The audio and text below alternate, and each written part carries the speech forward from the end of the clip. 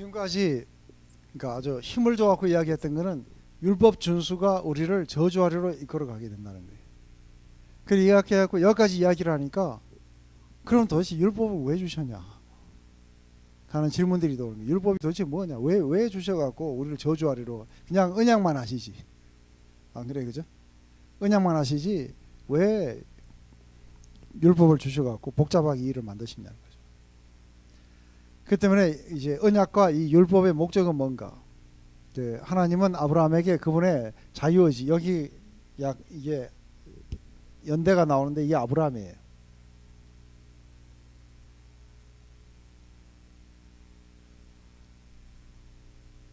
그래서 약 BC 1800년이나 1900년경에 아브라함과 언약을 맺으셨어요. 그러고 나서 사실은 이 율법을 받을 때까지의 이 기간을 갖다가 여기서 아주 정확하게 430년이라고 해요. 그죠? 430년 후에 모세를 통해서 율법을 주신 거예요.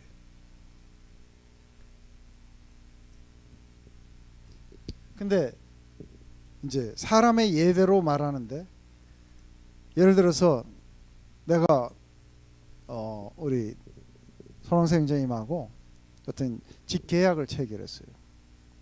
그래갖고 얼마에 이러이러한 조건에 합시다 이랬다가 이제 모든 게 서브젝트 리무블도 다 끝났어요.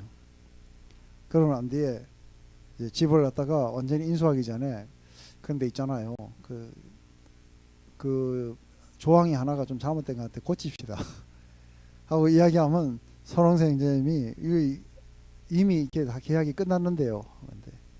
그 뒤에 다른 계약을 하나 맺읍시다. 이렇게 하고 첫 번째 계약을 무효화시키면 안 된다는 거죠. 그죠? 그렇게 되면은 삶 안에 굉장히, 이게 언약이라는 건 서로 묵는 약속이에요. 근데 약속했다가 뒤에 가고 뒤집어 버린다든지 이렇게 된다면은 굉장히 인간의 삶이 혼란으로 빠지게 될 거예요. 그렇기 때문에 당사자들이 합의가 끝나면은 거기 합의의 조건을 표시하게 되고, 하지만 합의가 끝나고 나면 아무도 이걸 갖다 변경하거나 아니면 그때 썼던 저 집계약서 있죠, 그거 무효입니다 하고 이렇게 이야기하면 안 된다는 거예요. 맞습니까? 사람의 예도 그렇게 안 한다는 거예요. 근데 그렇기 때문에 안에서 형제들아, 사람의 예로 말하노니 사람의 언약이라도 정한 후에 아무나 폐하거나 더하거나 거기다 조항을 다시 다 붙이자든지 이런 거 못 한다는 거예요. 근데 이 약속들은 아브라함과 그 자손에게 말씀하신 것인데, 그래서 지금 이 언약을 맺은 거는, 언약의 당사자가 누구냐면 한쪽은 하나님이에요. 그리고 한쪽은 누구냐면 아브라함과, 이게 아브라함과, 그리고 여기서 어떻게 나오냐면 더 seed 이렇게 나와요. 그래서 이게 보면은 이게 복수가 아니고 단수로 나와요. 여기 the seed 써갖고 너와 네 자손들에게가 아니고 너와 내 자손에게 하고 이렇게 했는 거예요. 그래서 지금 이제 바울은 자기 복음을 설명하기 위해서 이런 거 다 끄집어내는 거예요. 다 끄집어내면서 자손들이라 하지 않고 오직 하나를 가리켜 내 자손이라 했으니 이게 누구냐면 이게 그리스도라는 거예요. 그렇기 때문에 이 언약은, 아브라함에게 맺은 언약은, 그러니까 아브라함과 그리고 이제 이 예수 그리스도와 맺은 언약이라는 거예요. 그렇기 때문에 안에서 이제 이건 실제적으로 창세기 13장 15절과 16절에서 보이는 땅을 내가 내와 내 자손에게 했을 때 이게 전부 다 단수로 이야기를 해요. 그 17장 8절에도 내가 너와 내 후손에게 너의 우고하는 이 땅을, 그러니까 모든 유업을 전부 다 주겠다고 약속하는 것은 이게 지금 당사자가 바로 아브라함과 그리고 이 자손, 단수인 자손인 거예요. 근데 실제적으로는 더 시드라고 이야기했을 때는 어쩌면은 아브라함을 믿는 믿음의 모든 자손들을 통칭하는 것인데, 예수님 한 분이라고 가르쳐요. 왜냐하면 우리 모두가 다 예수 그리스도 안에 있기 때문에 예수 그리스도 안에 있는 모든 자들은 동일하게 이걸 누리게 되는 거죠.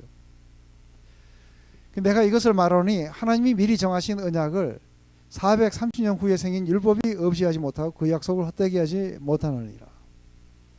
지금 이거 보면은 아브라함은 이게 지금 이 약속을 믿고 죽을 때까지 살았어요. 그죠? 그리고 430년 동안 아브라함은 좀 오래 살았으니까 그렇다 치는데, 이 안에서 이 430년 동안 율법이 없는 동안에도 많은 사람들이 이 아브라함에게 주신 이 약속을 갖다 믿고 살다가 죽은 사람 많죠, 그죠? 그 실컷 다 죽었는데 갑자기 뒤에 율법이 나타나고 무효. 그렇게 해버리면 이게 안 된다는 거죠. 그렇기 때문에 430년 후에 나타난 이 율법은 이 언약이나 약속을 갖다가 조금이라도 변개하거나 조금이라도 무효화시키는 것에 아무런 효력이 없다는 거예요. 이 뒤에 거는. 왜냐하면 430년 동안 이미 많은 사람들이 하나님의 약속을 믿고 성실하게 그렇게 따라왔다는 거예요. 그러다가 430년 후에 이 율법이 나타났다는 거예요. 그러니까 율법은 430년 동안 나타나지 않기 때문에 그 아브라함은 율법이 뭔지도 모르고 죽었어요.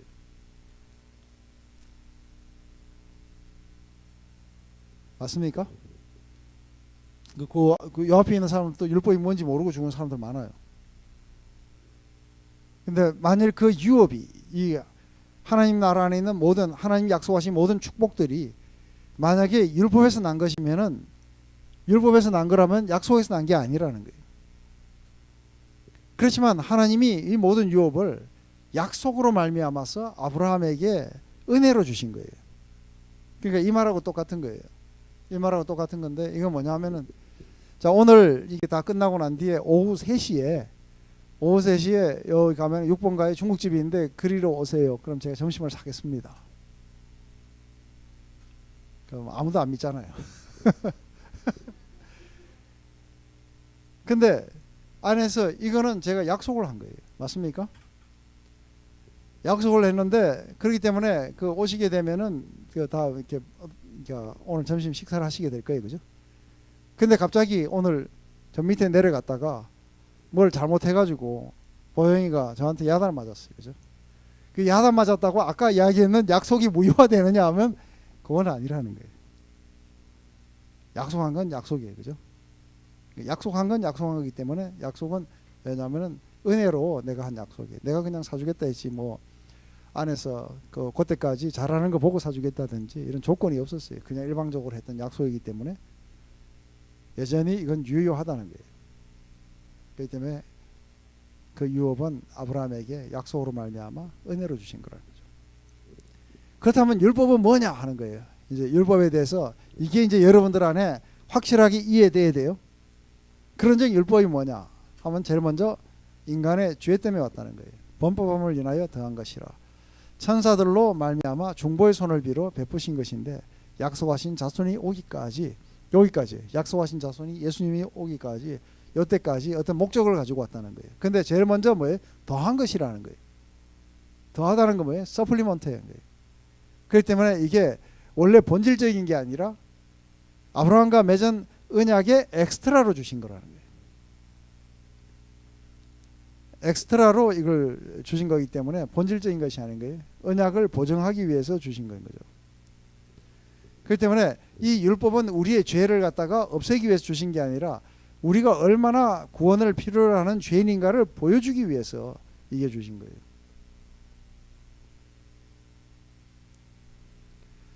그리고 율법의 기능은 하나님의 백성이 어떻게 살아가야 되는지를 알려주는 것이 아니라 그리스도를 포인트하기 위해서. 그래서 이 약속을 완전하게 한번 봐보세요. 이해되세요?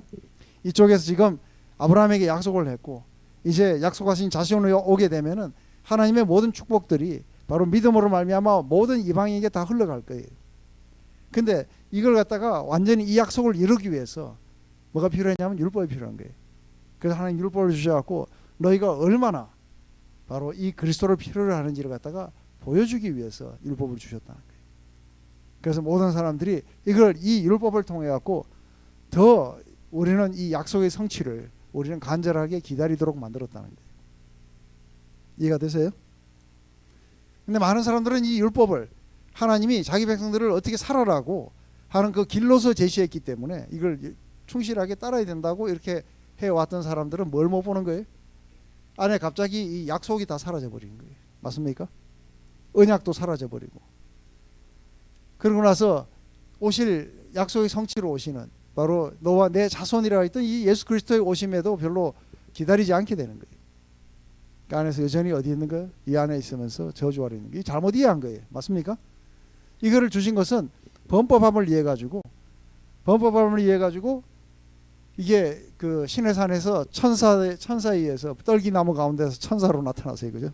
그 천사에 의해서 이 모세를 통해 갖고 우리 가운데 주었는 건데, 이것은 우리들 안에 범법함을 위해서예요. 우리 죄의 심각성을 갖다 깨닫게 해주기 위해서. 그래서 그리스도의 구원을 더 필요로 하기 위해서 우리에게 그냥 주었던 것밖에 없는 거예요. 근데 이 파트가 항상 헷갈리죠. 여러분들 이 파트가 아주 클리어해요?